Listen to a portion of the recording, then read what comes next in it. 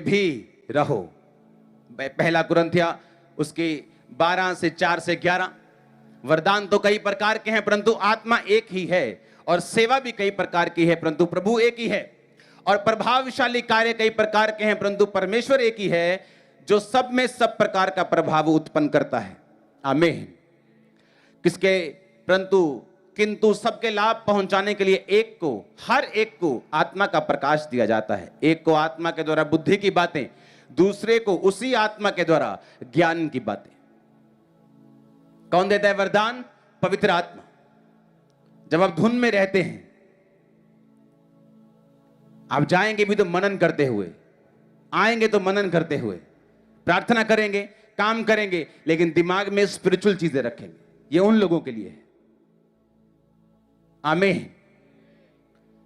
उसने कहा वरदान कई प्रकार के हैं, सेवा कई प्रकार की है, लेकिन आत्मा एक ही है जो वरदानों को बांटता है। एक को उस आत्मा के द्वारा बुद्धि की बातें दी जाती हैं। कौन सी बातें? बुद्धि की बातें। यह वरदान यीशु मसीह के अंदर था।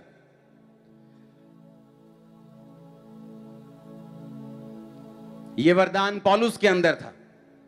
ये वो बुद्धि की बातें नहीं जो आम लोग बुद्धि की बातें करते हैं कि पोते इधर ना जाया कर, मुंह ना कराया कर। ये वो वाली बुद्धि की बातें नहीं। बुद्धि की बात ये परमेश्वर की एक स्पेशल विजडम होती है जो बहुत कम लोगों में पाई जाती है।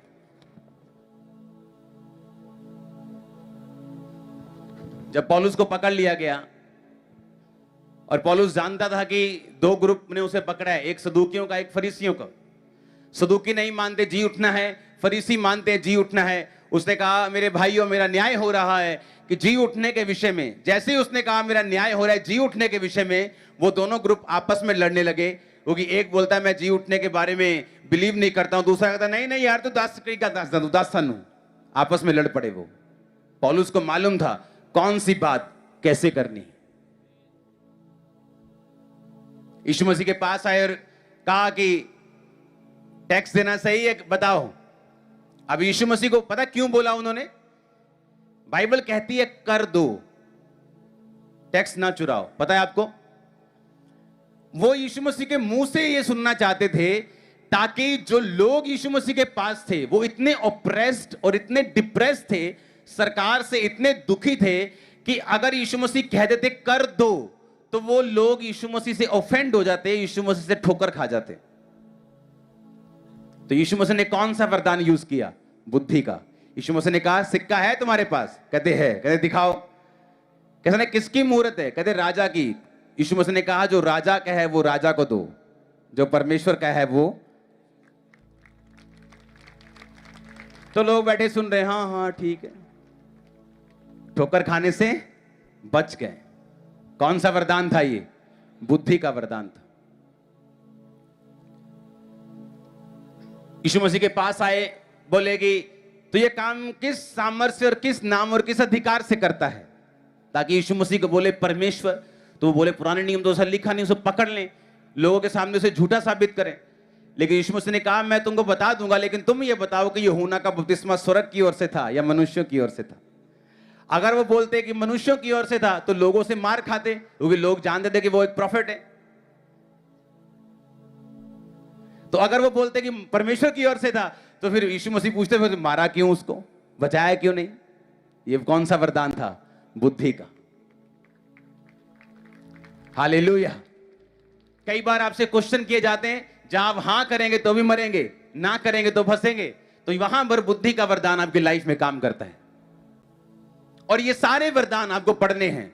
बुद्धि का वरदान, ज्ञान का वरदान। ये वो ज्ञान नहीं जो हम धरती के ज्ञानी लोग आपस में ज्ञान बांटते हैं। ये सुपरनैचुरल ज्ञान है, सुपरनैचुरल विजडम है, सुपरनैचुरल नॉलेज है। यीशु मसीह के पास थी कि जा अपने पति को बुला लेके आ। उसने कहा नहीं मेरा कोई पति नहीं। यीशु मसीह ने कहा तेरे कितने पति रह चुके हैं? 5, और जिसके पास तू अब रहती है वो भी तेरा पति नहीं। सही कहा तूने। उसने कहा मुझे लगता है तू भविष्यद्वक्ता है। यीशु मसीह ने कहा जिसको तू ढूंढ रही है मसीह को मैं वही हूं। कहा कौन सा वरदान था ये? ज्ञान का वरदान। ज्ञान यानी सुपरनैचुरल नॉलेज, आने वाले टाइम के विषय में या किसी व्यक्ति के पास के विषय में, उसे ज्ञान का वरदान बोलते हैं। हालेलुया। विश्वास का वरदान, चंगा करने का वरदान, सामर्थ्य काम करने का वरदान, गैर भाषा बोलने का वरदान, आत्माओं की परख का वरदान, गैर भाषा का अर्थ बताने का वरदान। कई तरह के वरदान हैं जो बाइबल में लिखे हुए हैं, और ये आपको क्या करते हैं? स्थिर करते हैं। आमीन। क्या करते हैं? आपको स्थिर करते हैं और आपकी हेल्प करते हैं कि एक दिशा की ओर आप भाग सकें। अपने हाथों को उठाओ। Thank you Jesus. हिलाओ हाथों को।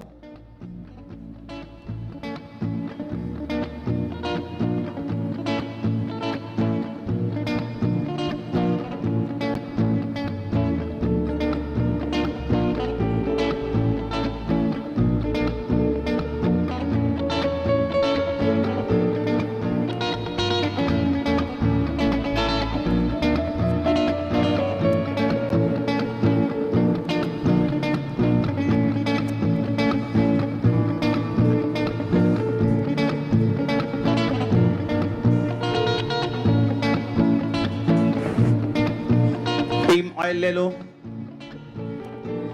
जो प्रे करने वाली टीम है, ऑयल ले लो और ले जाओ, और जब मैं बोलूं तब प्रेयर करना शुरू करना।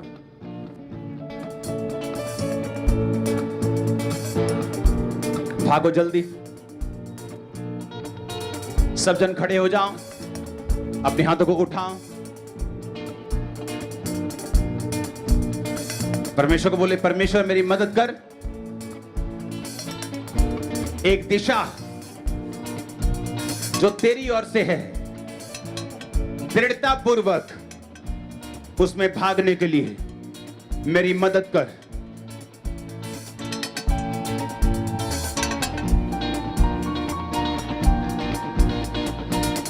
मांगो ऊंची आवाज में सब जन।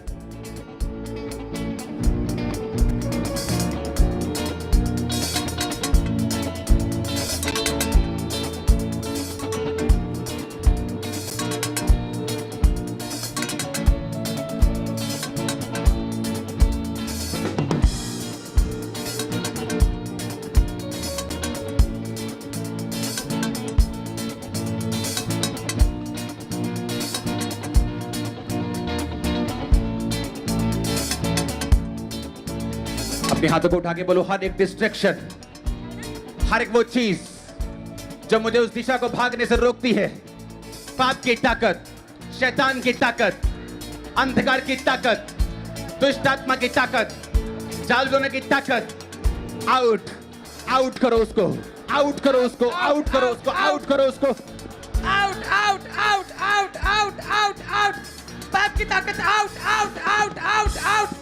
डिस्ट्रैक्शन की ताकत आउट आउट आउट आउट। जब पाप की ताकत आपकी बॉडी को, लाइफ को, स्पिरिट को छोड़ के जाएगी, आप देखेंगे फिर क्या होगा। ऑयल से प्रार्थना भी शुरू नहीं करनी, जब मैं बोलूंगा तभी।